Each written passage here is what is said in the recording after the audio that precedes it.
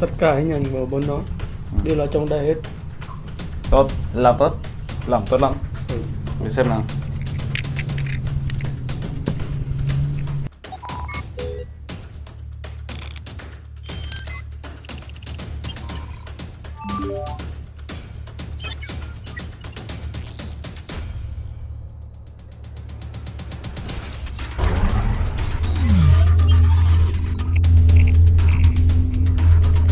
Tốt.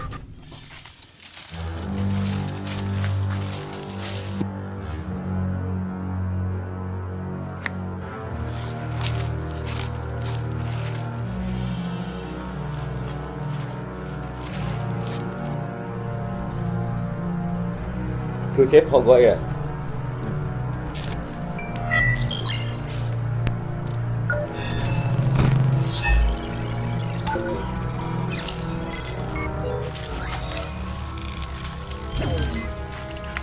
Nếu bọn mày có tiền, hãy chuộc lại đàn em của chúng mày đi.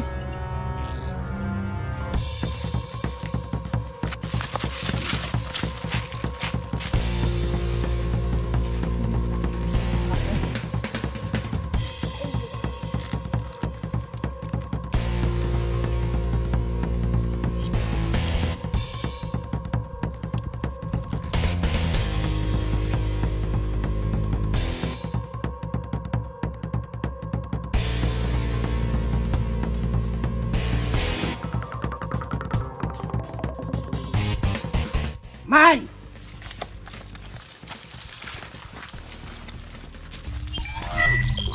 Đây, tất cả vị trí của nó đang ở.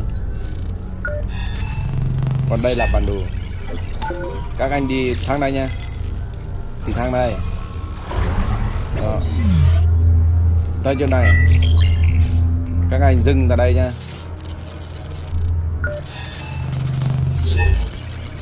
Đây là tín hiệu bọn họ nha. Nhớ phải cẩn thận nha. Thật nha. Rõ. Đó.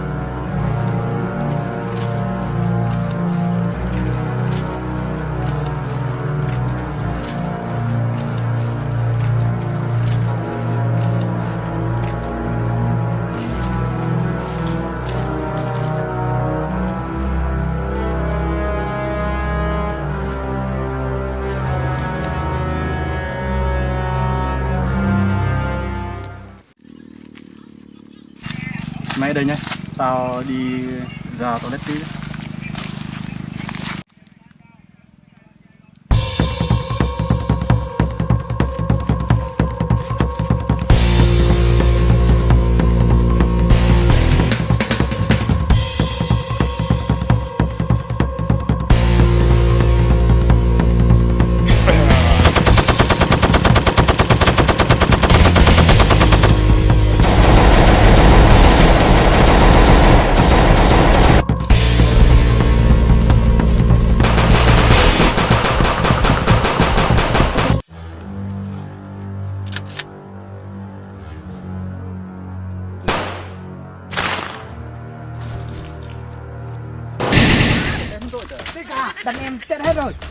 Tất cả đàn em chết hết rồi.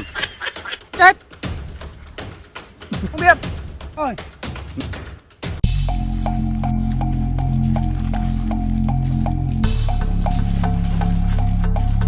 Đúng vậy.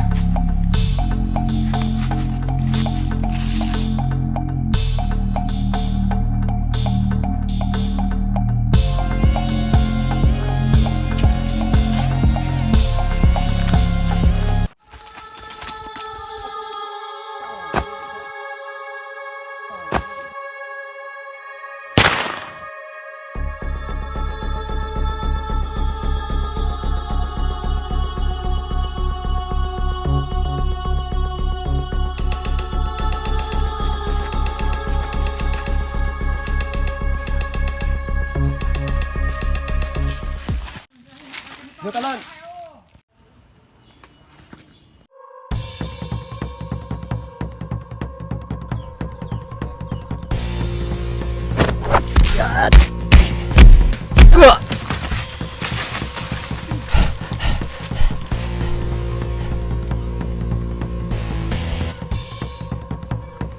đâu sợ mày đâu.